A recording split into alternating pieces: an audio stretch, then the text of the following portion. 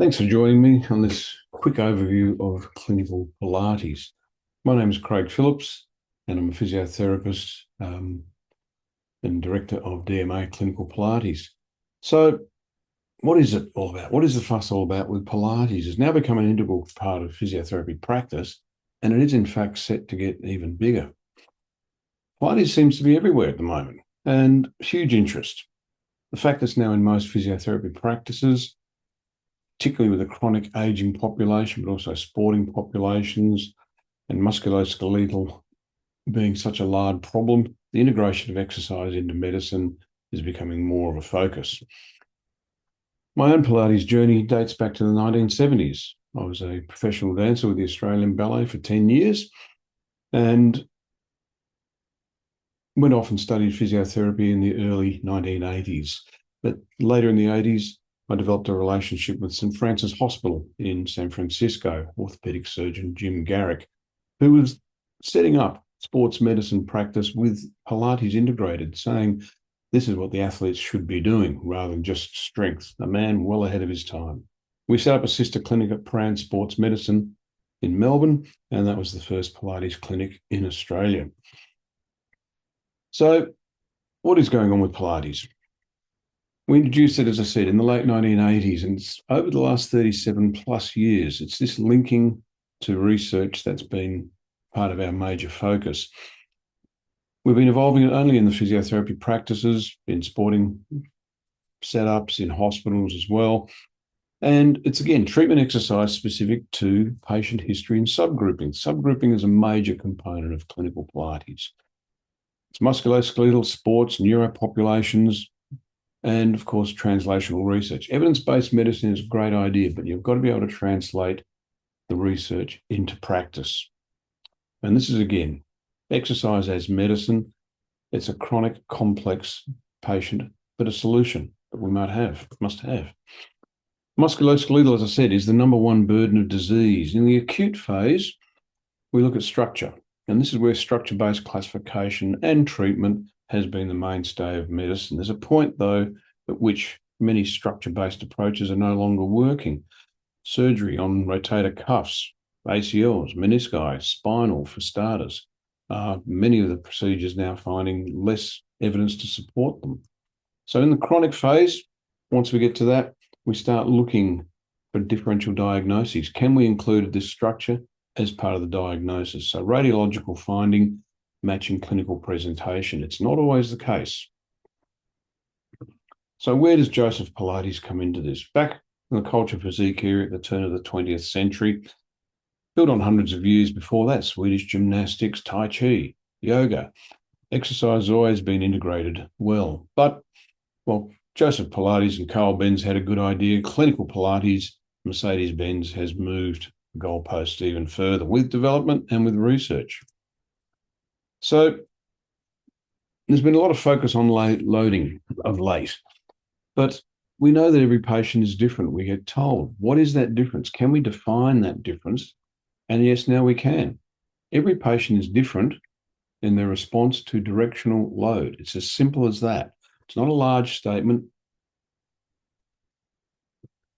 It's this unilateral, unidirectional treatment exercise. This has become key and been the focus of research over the last 15, 20 years, is actually looking at the fact that most patients prefer to go one direction on one side as opposed to multi-direction. How often do we see this? The patient that tells you, I've got a shoulder problem and a back problem and a hip problem and a groin problem and a hand. All the problems are on one side. We've been going through sporting teams for many years.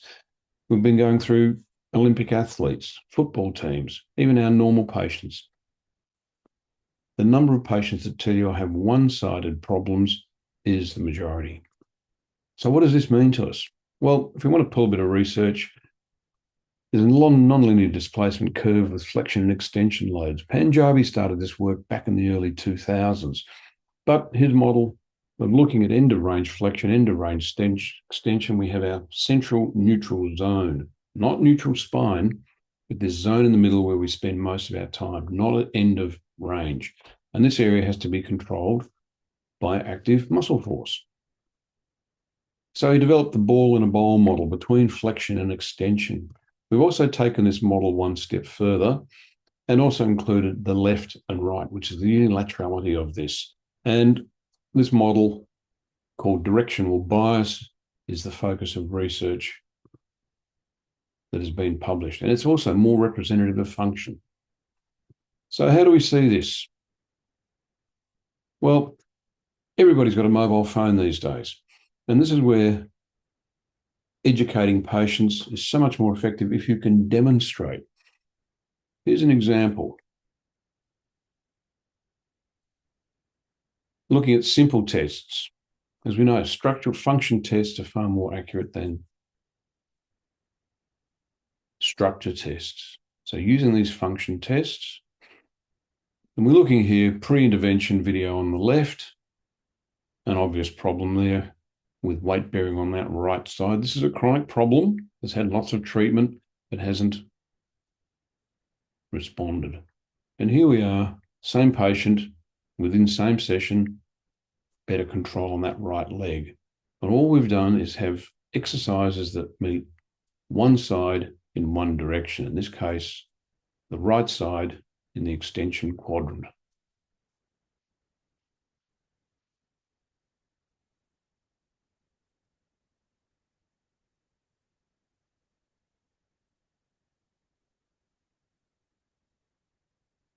And just the latency of function, the poor of function in the pre-intervention video, and again, much poorer function there, which has been addressed within session with the unilateral, unidirectional approach. So where does this take us? This takes us into doing less exercise and getting more out of it. Here's an example of the exercises used that meet that criteria. First exercise, legs are moving to the right and we're just moving that right leg. The 4-point kneel exercise we see very commonly. Problem is, it's a one-direction exercise. Move the problem side in one direction. Do not do it on both sides. Cat stretch on the reformer machine, both hands to the right in extension. The knee stretch exercise, both hands to the right, and force vector is in extension. These are the 4 exercises that made the difference to the function that is recordable pre and post intervention. So what is different about clinical Pilates? It's this focus on function. And it's also the fact that we're looking at heterogeneous exercise versus what is still used out there, homogeneous protocols, where everybody is different, but everyone is given the same thing and wondering why the outcomes are so variable. The research, as I said, has been going on for some time. Based on pilot studies that we'd been doing for many years beforehand, we started in 2011 looking at systematic reviews. What's out there? Randomized controlled trials through Melbourne University, then also through the Defence Force to test this in a real-life situation with patients, high-performing patients.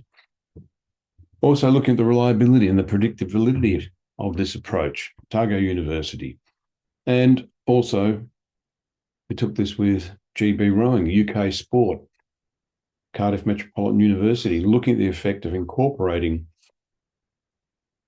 directional preference into a strength and conditioning program on Olympic squads. The inter-rater reliability, is this a robust system? We can say yes, it is. It has a 0.87 kappa, which makes it highly robust. The most recent work coming out of Singapore, looking at strength and function in different positions. It's actually a positional response. Same exercise in 3 different positions, 3 different responses. Also looking at this, classifying chronic low back pain patients. Can specific subgrouping be applied to a large cohort? And the answer is yes. Looking at single leg squats, the simple tests for low back pain patients to determine side of problem, side of treatment, and then also the stuff that has come out just in 2025, looking at the same postural control. So this is heuristics. How much information do you need to make a quick decision with high accuracy? And the answer is you don't need a lot of information. We overcomplicate by getting too much information. The information needs to be very focused. Can we put them into a directional model? So this is where we go with the clinical Pilates. Yes, we've learned the rules, but once we've learned the rules, then we have to learn how to break them. We just don't have time. We need something quick, something effective, something reliable. We now have that tool. So come and join us. Clinical Pilates research is going to lead us into the next century.